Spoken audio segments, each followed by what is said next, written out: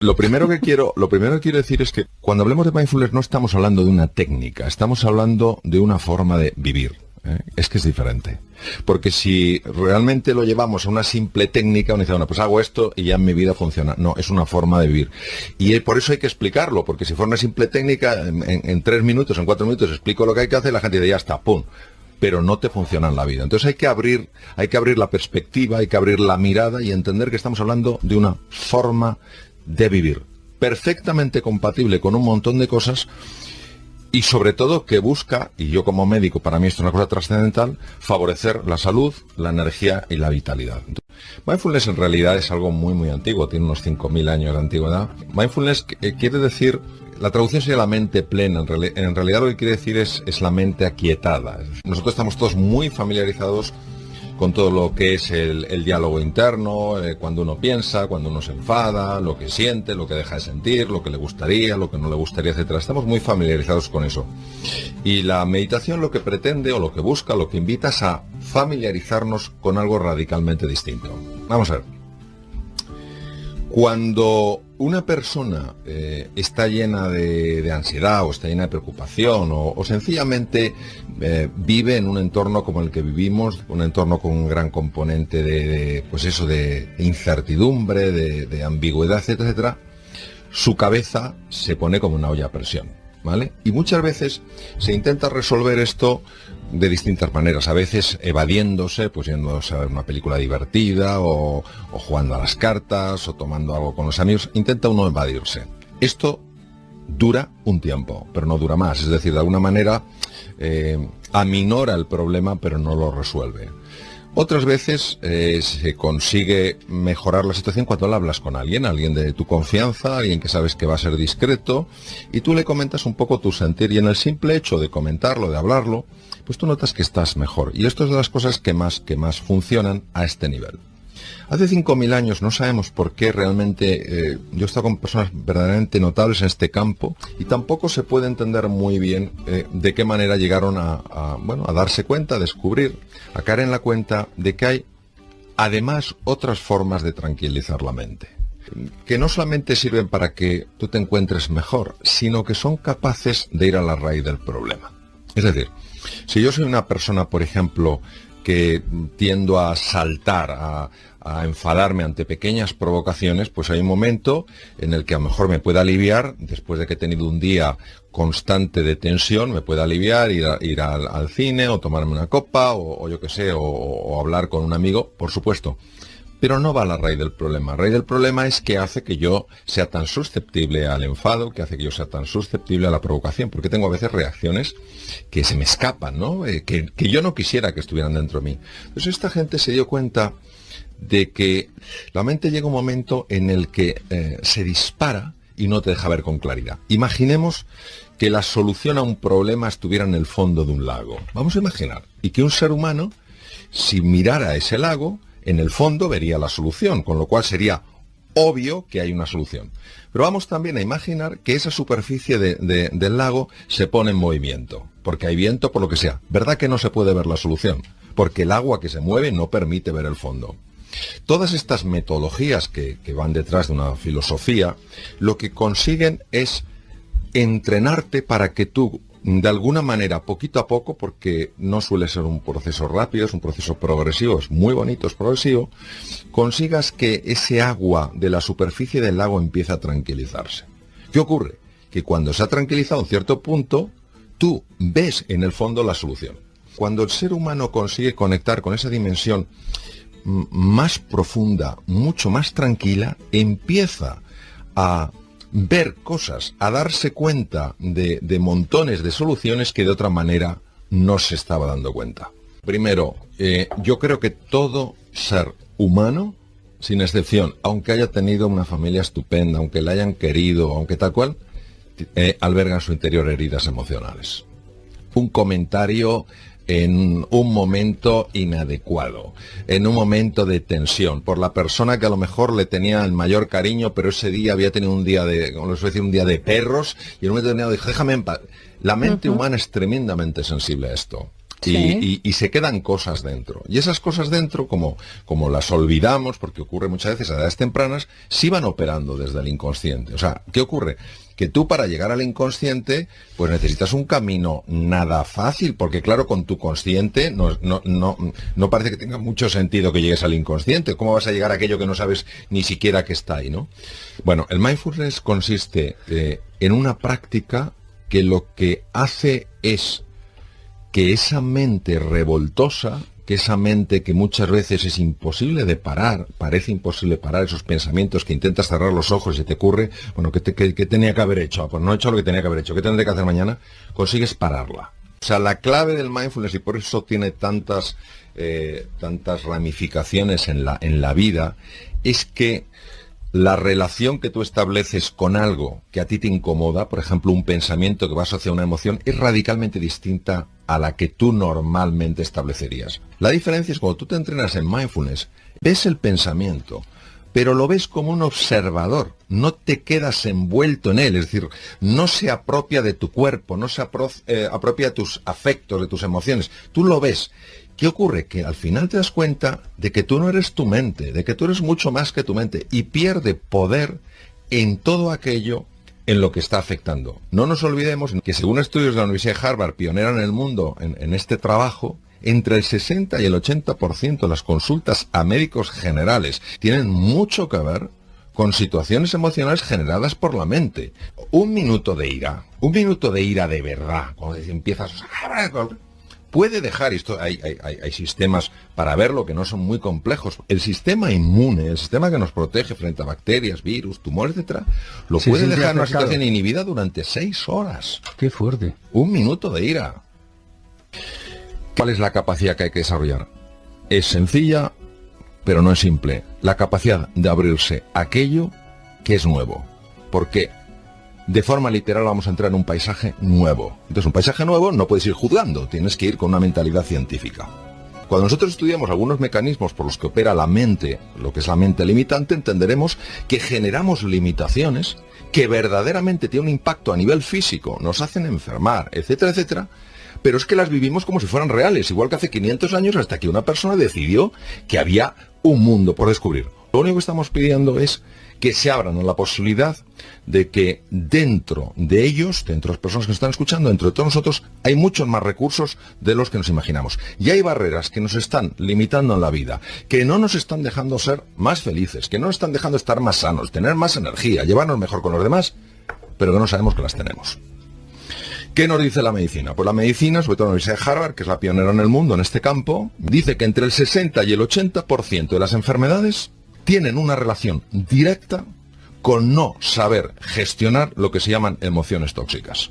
O sea, el cuerpo tiene su inteligencia, lo hemos visto aquí, el tubo digestivo tiene su cerebro, tiene 500 millones de neuronas, el corazón tiene 40.000 neuronas. Es decir, no se puede separar, se puede distinguir, pero no se puede separar. Y aquí trataremos el cuerpo no como un objeto, sino como un ente inteligente, con una sabiduría que llega a desafiar la sabiduría intelectual. Esa es la famosísima intuición, ¿no?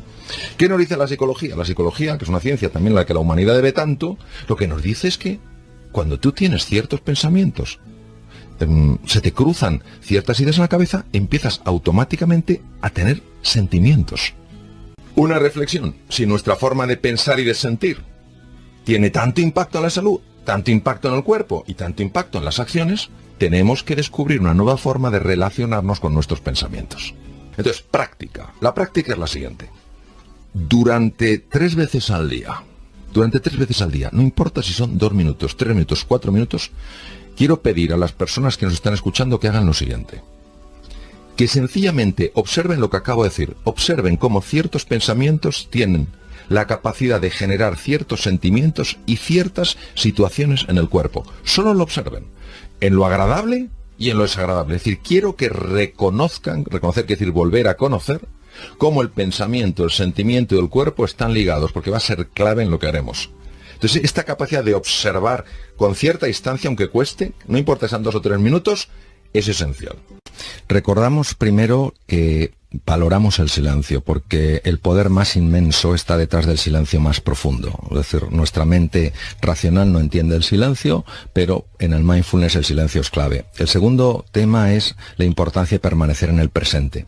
Imagínate que nos fuéramos de viaje y lleváramos en la mano derecha una maleta pesadísima y en la mano izquierda otra maleta pesadísima. ¿Quién puede avanzar en el presente con rapidez, con agilidad, con fluidez, con dos maletas tan grandes? Una de las maletas es la maleta de las preocupaciones por el futuro y la otra la de las lamentaciones por el pasado. El mindfulness, al estar en el presente, dejas caer esas dos maletas, con lo cual, lógicamente, el organismo lo nota de una manera extraordinaria. Tercero, ¿por qué es tan importante atender al cuerpo? ¿Por qué la respiración? ¿Por qué todo esto de prestar atención a tus sentimientos? Porque muchas veces se nos ha metido el miedo en el cuerpo. Yo recuerdo la película Apocalipto, en un momento determinado en el que en esa tribu se encuentran con alguien que está temblando y el padre del nativo que está viendo al otro que está temblando en estado de pavor dice: no estés mucho tiempo junto a él porque se le ha metido el miedo en el cuerpo. Entonces realmente el miedo se mete en el cuerpo, el miedo se mete en las células, y el mindfulness lo que hace es, al prestar atención al cuerpo, le permite que se exprese. Y hoy la práctica que voy a sugerir es lo que se llama un body scan. Todos hemos oído hablar de lo, hemos visto, por supuesto, lo que es un escáner, donde una persona, cuando se hace, lo se llama un body scanner, un escáner completo, donde va recorriendo desde los pies hasta la cabeza. Entonces, que en esta ocasión no se trata tanto de fijarse en la respiración, sino de ir fijándose en las sensaciones que van desde los dedos de los pies hasta la coronilla. Poquito a poco, entrando en contacto con el cuerpo. Los momentos ideales, al menos en mi experiencia, para hacer estas prácticas son por la mañana cuando te levantas, la mente es especialmente receptiva, y al acostarte, antes de dormirte, porque sobre todo va a entrar con gran potencia el inconsciente. Tener en cuenta sobre todo que en las situaciones de estrés, lo primero, o unas cosas que antes perturban, es todo el proceso muy complejo del sueño. Sobre todo, una de las cosas que más ilusión me hace es que lleguemos a personas que cuando miran el futuro, pues se creen que están mucho más limitadas de lo que en realidad están. Es decir, esto es como cuando se mira la línea al horizonte, ¿no? Hace muchos años parecía que detrás no había más que la muerte, el precipicio, el vacío, ¿no? Y luego, sin embargo, pues algunos intrépidos demostraron que había todo un mundo por descubrir. Una de las grandes ventajas del mindfulness, de todas estas metodologías basadas en el trabajo interior que comentaremos hoy, es que te permiten convertir lo que ves como un muro en una frontera.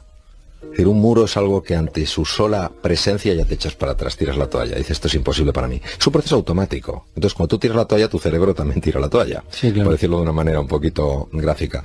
Cuando tú ves que eso que para ti era un muro infranqueable es una frontera, nadie quiere decir que sea una pradera, que sea un sitio idílico, es una frontera, ya te está pidiendo acción de explorar, acción de avanzar, ¿no? Y es fascinante cuando estudias la vida de algunos físicos. A mí ciertos aspectos de la física me interesan bastante. Cuando tú estudias la vida, por ejemplo, de físicos como el de Albert Einstein, hay una frase. Einstein decía que ningún problema importante puede ser resuelto en el mismo nivel de pensamiento en el que surgió. ¿Qué quiere decir? Que ya estaba hablando él y otros físicos, David Bohm, por ejemplo, hablaba mucho de estos temas, ya hablaban de que si algo te parece imposible pensando de una manera, hay que cambiar esa forma de pensar. Y curiosamente, como ya sabemos, la mente genera mucho de este pensamiento limitante. Nosotros, a través del mindfulness, lo que hacemos es trascender la mente, es decir, ir más allá de la mente. Voy a poner una metáfora porque entiendo que muchas veces el lenguaje es escurridizo. Vamos a ver. Cuando una persona mira al firmamento, pues ve una serie de cosas que se ven con el ojo desnudo, digamos, ¿no? Pero si tú le das un buen telescopio, se abre un universo nuevo. Empiezas a ver cosas radicalmente distintas. ¿Por qué? Primero, porque ese telescopio tiene que estar estable. Si el telescopio se está moviendo, tú no puedes ver nada. Y lo segundo, tiene unas lentes especiales que te permiten mirar más allá de lo que tus ojos pueden ver. El mindfulness es exactamente igual. Nosotros lo que estamos haciendo aquí es construir un instrumento. Estamos construyendo un telescopio que nos va a revelar, a desvelar un mundo nuevo.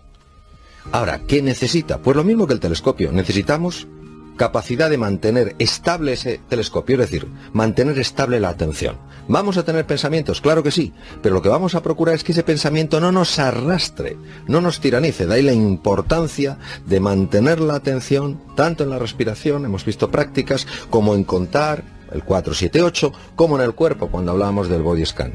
Y lo segundo es la lente. La lente se va de forma natural generando a medida que quitamos el polvo que la cubre. Entonces, lo que quiero señalar de forma bastante clara y rotunda es que este desarrollo de la herramienta, de este telescopio, metafóricamente hablando, corresponde con un cambio físico en el tejido cerebral. Entonces, vamos a hablar de los principios. El primer principio es: no te conviertas en juez sino en explorador. Entonces, no juzgues los pensamientos como buenos, como malos, como agradables o como desagradables. Sencillamente explora cuál es tu tendencia. A lo largo de esta semana, 5 minutos nada más, se va a buscar un sitio tranquilo. La persona busca un sitio tranquilo, se va a sentar con las piernas descruzadas, va a cerrar los ojos, va a respirar tranquilamente y va a observar qué pasa cuando en su mente aparecen pensamientos y sentimientos incómodos. Va a observar qué tendencia tiene y cuál es la tendencia que tiene cuando aparece un pensamiento o un sentimiento agradable. La gran dificultad del mindfulness estriba en cómo tratas a los pensamientos. Cuando el pensamiento es desagradable, te lo quieres quitar de encima.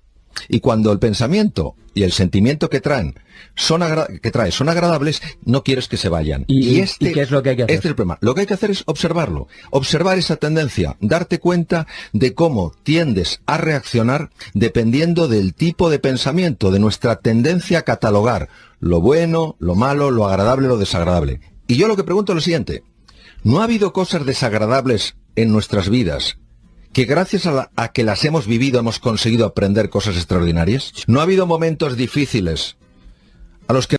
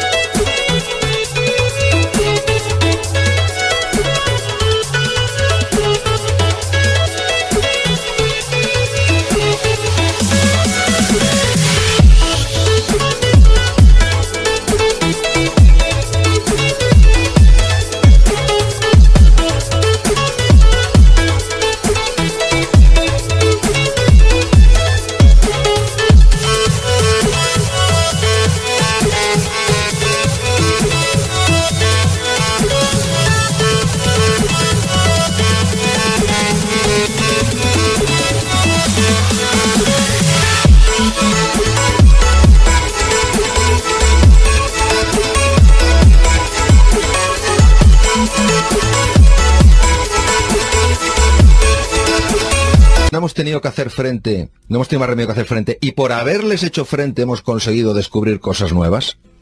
El gran problema de la mente es que cataloga muy rápido. Agradable lo quiero, desagradable no lo quiero. Algo que me parece bonito, para mí. Algo que me parece feo, no lo quiero. El mindfulness lo que hace es observar. Sencillamente observar cuál es la tendencia natural que sucede en mí cuando aparecen estos pensamientos. Y lo mismo que la vez pasada, si tú consigues, escribiendo en tu libreta, por lo menos 3 días en esta semana, 3 días, escribir algo de lo que has notado, te haces un pequeño premio, te das un pequeño regalo.